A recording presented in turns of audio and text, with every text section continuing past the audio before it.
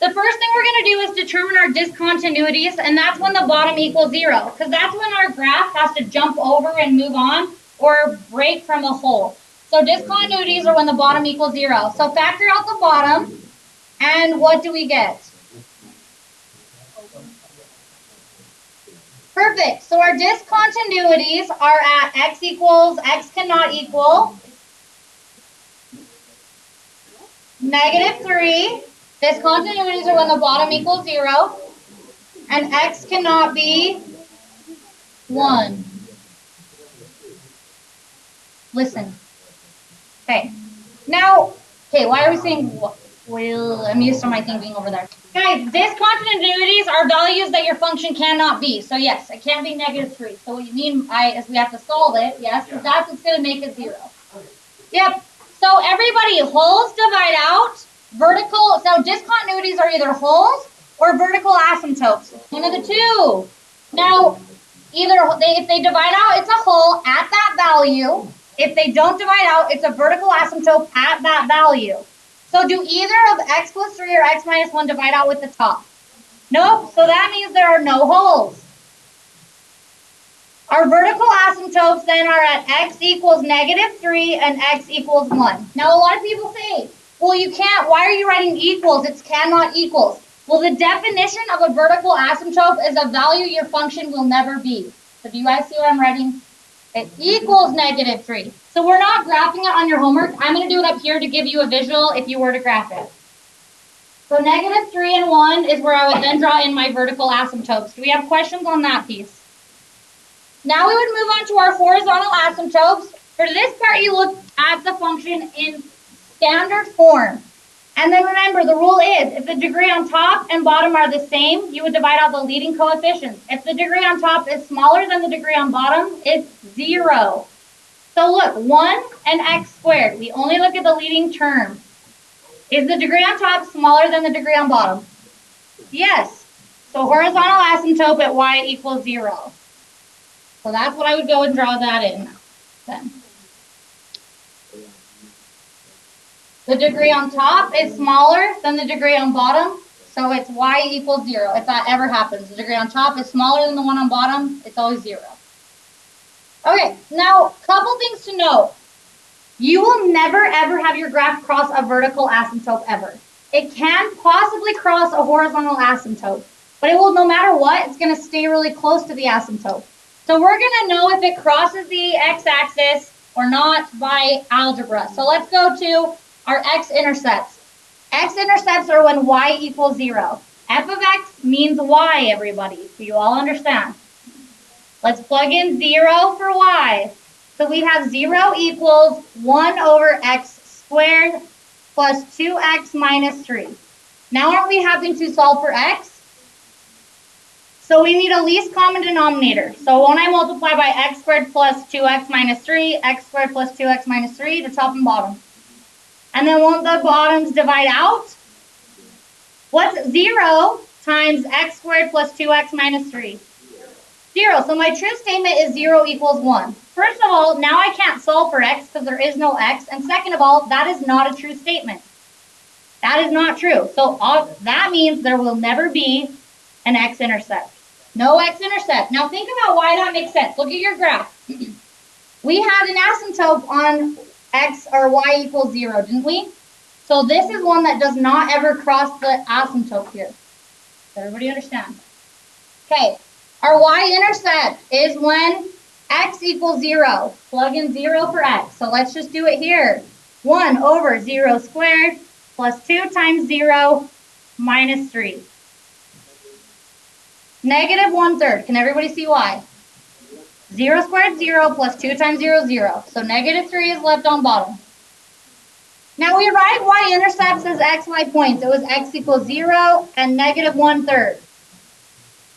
So I have 1 point on my graph. Over 0, down 1/3. Over 0, down 1/3. Now, that's all I have. Do you see how I have no idea what's going on my graph? That's when we say we need some xy points here. Guys, every section of the graph will have a graph somewhere. So on this side of the asymptote, you've got to have a graph here or here. Does everybody understand? On these, in between these two asymptotes, you should have a graph up here or down here. And on this side of the asymptote, there should be a graph down here or up here. Do we all understand? So now go to your calculator. Go to y equals, type in 1 divided by parentheses, x squared plus 2x minus 3, and then hit second table, and give me some other xy points.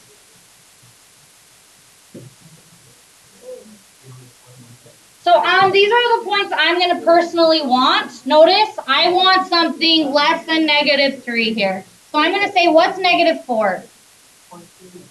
0.2. Now look how much information I know. -4 up 0.2. Now by definition, I know from what an asymptote is that this is up here in this vicinity, correct?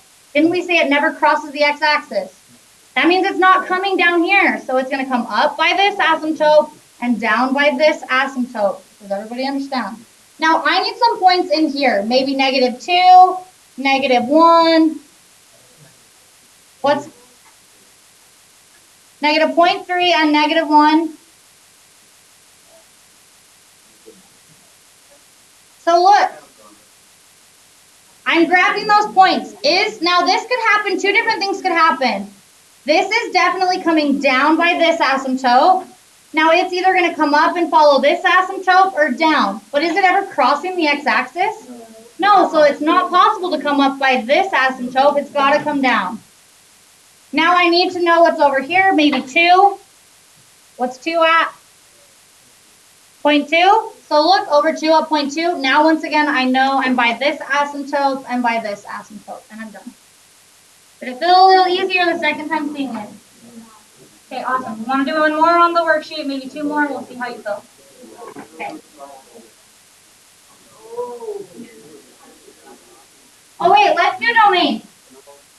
So domain is important. It's so easy. Look, domain is possible x values. Now think about it.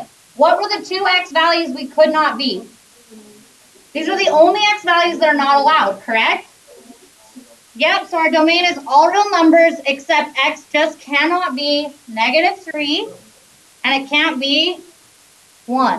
Those are the only x values we can't be. Because domain means what are the x values in this function.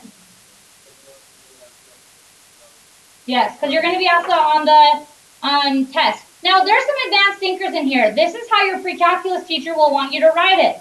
This is fine for the test. Once again, though, let's make sure that you're good with what's called interval notation, because I know most of you will go on to pre-calculus. This is how you'd write it. Think about it. Domain is x, so it doesn't matter that it's growing up or down. I'm talking left and right. So think about it. Aren't we coming in from -infinity up to -3? So we're coming in from -infinity up to -3, and then we jump over -3, and then don't we start from here to here again? From -3 up to 1? Then union means and -3 up to 1. Now look, so far I'm putting parentheses around -3 because it will never be -3, correct? So this means not including. Then look, after this, it jumps over 1 and starts and goes to infinity. So then we're also union 1 to infinity, not including 1. This is how you would write it out in interval notation. I know there's some advanced thinkers in here. So if you can do both, that would be awesome. Because then next year when you see it again, it will just be like, I've already get it. No. But our range, if I asked you for range, I know there's some advanced thinkers in here. -infinity up to 0, right? And then 0 to infinity. Am I right? Okay, cool. But no, on the test, I'm not going to ask you. Good question. Hey, do you want to do number 2 or should we do number 3? Number 2? I don't have even 5 up here. So we could do 3 and 4. No. Okay, so looking at this one, we would factor out, to know our discontinuities, let's factor this stuff out. So we only care about the bottom for discontinuities, but then we have to know if they're holes or vertical asymptotes, so we might as well factor it all. So we have an x and x minus 4, am I right? There's some interesting things that happen with these ones, some things you won't have seen before. So now don't I pull out a -3x on bottom? And then I'm going to write it over here. If I pull out negative 3x, left is x squared minus 4. So doesn't that factor? X plus 2, x minus 2. So our discontinuities are x cannot be 0, x cannot be negative 2, and x cannot be 2. Now those are holes, or they're vertical asymptotes. So let's look very carefully. Holes have that discontinuity divide out. So what happens here? The x's divide out. So at x equals 0, there is a hole. So 0 comma something. Now we're going to take the time to figure out what that something is. So you would write down the simplified function f of x is equal to x minus 4 divided by negative 3 times x plus 2, x minus 2. I want to know what's my function at 0. Wouldn't I plug 0 in then? So if you plug in 0, you'll get negative 4 over 12, which is negative 1/3. So 0, negative 1/3 is my hole. So look, I can literally plot that point. That's the point on my graph. Over 0, down 1/3, and then you'd make sure to draw an open circle so that I can clearly tell that you're putting an open circle. Okay, now vertical asymptotes. These don't divide out. So at those values, we have vertical asymptotes. So x equals negative 2 is a vertical asymptote, and x equals 2 is a vertical asymptote. I would draw those in. This is a whole test score on your grade, so you're going to want to really know how to graph. Then our horizontal asymptote, once again, looking at the standard form is the easiest way to do it. The degree on top is smaller than the degree on bottom, so what's the rule? Y equals 0 is our horizontal asymptote. Okay. All right, let's now go to X-intercept, which is when y equals 0. F of x is y. Now, I'm going to do it interestingly. If you do it at the simplified function, you won't run into this. But I'm going to do it up here to prove a point here. So let's plug in 0 for y. So we have 0 is equal to x squared minus 4x all over negative 3x cubed plus 12x. Now, once again, do we all understand at this point that we would just solve this part using the top? We'd be multiplying the bottom by 0. Do we all get that at this point?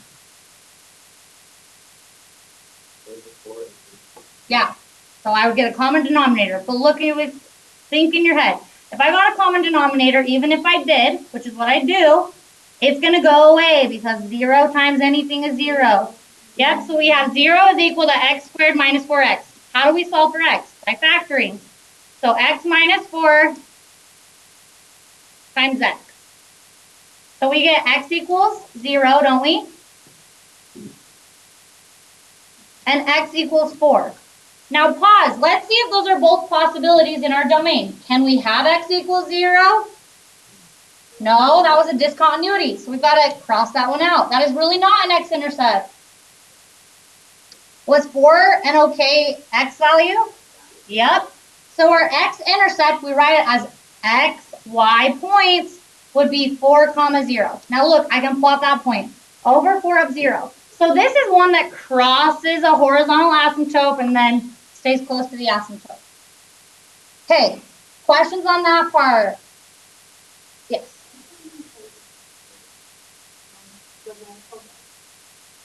Okay, so if our x's, if any discontinuity divides out, that's what creates the hole. So 0 was a discontinuity that divided out. That's what just creates the hole. Every time that happens. Well, yeah, so that's what's putting it not in the domain is the whole part. Good question. Okay, y-intercept is when x equals 0. Is x ever able to equal 0? No. So I'm going to say no y-intercept, which makes sense. Look, we have a hole as our y-intercept. So that technically we can't have a y-intercept. It's a hole at the y-intercept. Does that make sense? Okay, now let's graph this. Once again, I don't know what's going on over here. Either I'm graphed up here or down here. I don't know what's going on, what's happening. So ready, go. Type into your calculator that, and I'm going to plot some points over here, and over here. So So as you're typing it in, I'll write down which points I want. Maybe -4, -3, -1, 1, 3, and 5. When you've got those points, just say, okay, -4 is this. Shout it out.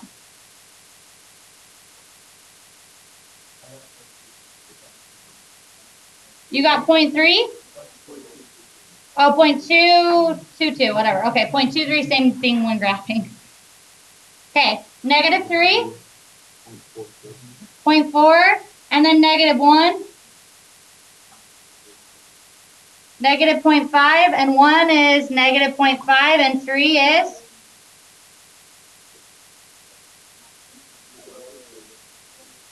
Okay. And then 3 is 0.06, and 5 is -0.01. Okay, look, I'm going to graph those points. -4 up a little bit. Now, I literally know enough to graph it, even though I could graph -3 up a little bit. Because, by definition, we know it's not crossing the x-axis right here, so it's going to come down and follow the asymptote and never cross that. Does everybody see?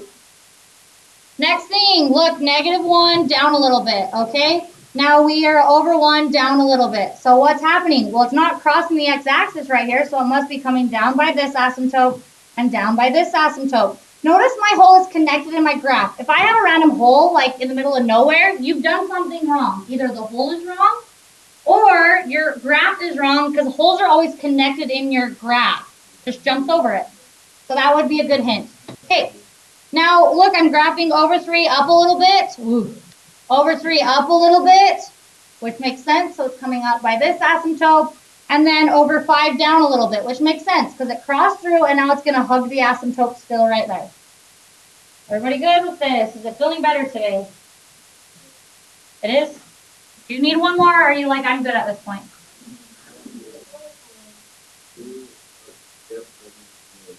I only have these ones on the back. So do you want number 4 or nah? No. Okay, work on those. Ask me to check them off. Hand that in when you're done.